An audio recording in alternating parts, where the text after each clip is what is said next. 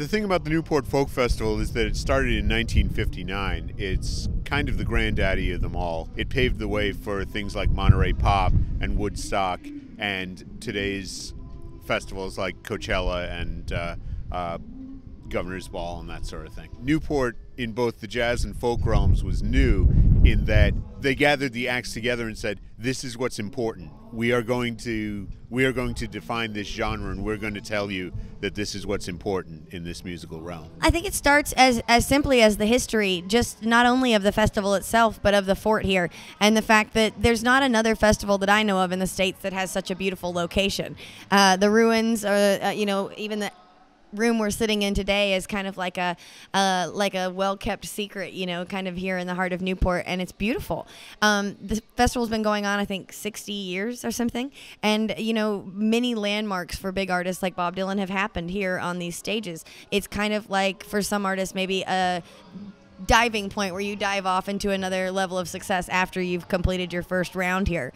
I've been talking about it all day. It's like the ultimate tastemaker, you know what I mean? Just because it's intimate for a festival, 5,000 people is like no people, you know what I mean? But considering who's here and the tastemakers that are here, I think this show affects the rest of our year very much so as artists. It had such a huge hand in so many people's careers and has such a huge part to play in the history of folk music in this country, and kind of what they aimed to do in the beginning and how they've sort of kept that, that legacy alive over the years, even through, different ways of putting it on and all this kind of thing, and and to see what's happening with it now with all the mixtures of the different kinds of folk music, even if somebody might not call it folk, all together. It's great to be a part of that. I think it's special because it's very largely about community and about its atmosphere, and kind of keeping it that way and keeping it really mellow. It's special in that I've been aware of it, even though it's occurring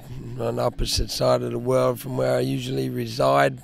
Well, you watch like documentaries and things like that, and they talk about Pete Seeger running around with an axe and stuff like that. You just hear it. The world is all pretty connected in that regard if you're interested in music and things. I mean, I've always loved the mythology from the old days, and of course what they're doing right now. It's just a bunch of really great bands playing, and get to see a bunch of good friends hang out too, that I don't get to see often enough. There's this established love for music here that shouldn't be a standout, that the audience at a festival is there for music. That shouldn't be different.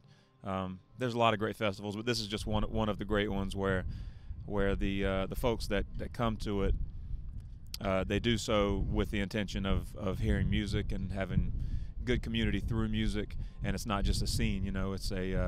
It's a legitimate place to discover music that you've never heard, and to see in person music that you've loved for a long time too.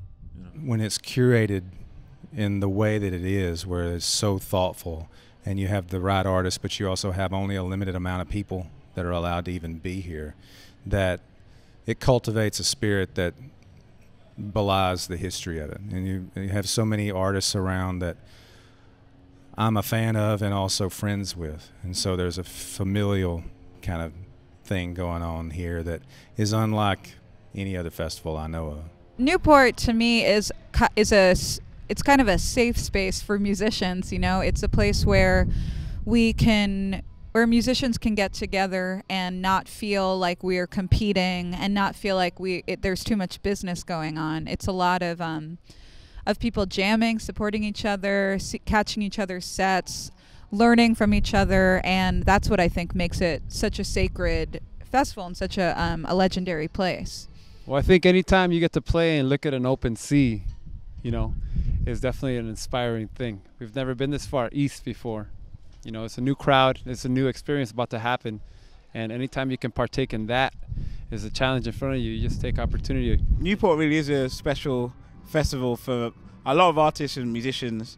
I think it's just, as soon as you drive in or kind of get here, it's full of music lovers and full of fans and artists alike. All just love music and are here for that reason alone. Here, listening to music is the point. That's why people are here. and they're still, it's also, but it's not like they're sitting on their hands or anything, or that you feel like a zoo exhibit and everyone's just going. They're also participatory. They're reactive, but they're listening, and I think that's pretty unique. I really like the history of Newport Folk Festival and what it's done throughout the years, and also the community. And there's also something really special here where there's a lot of people that collaborate and make music together, and I think that's really wonderful to kind of like leave your comfort zone and just play music because it makes people happy and it makes you happy. So. I think probably we feel the same as a lot of people. That the history of the festival is definitely a big part of what makes it feel meaningful to be here. A lot of our sort of instrumental and songwriter heroes were a big part of bringing this festival onto the scene in the beginning. So I think it's just cool to think about that being here. Yeah, also I think the location and just the vibe surrounding the whole festival. I mean, everybody is really supportive of every artist that's here, and they just make you feel really welcome. And I think that's really important to let us do what we feel like we want to be able to bring to the audience. You know, we can just kind of open up a little bit.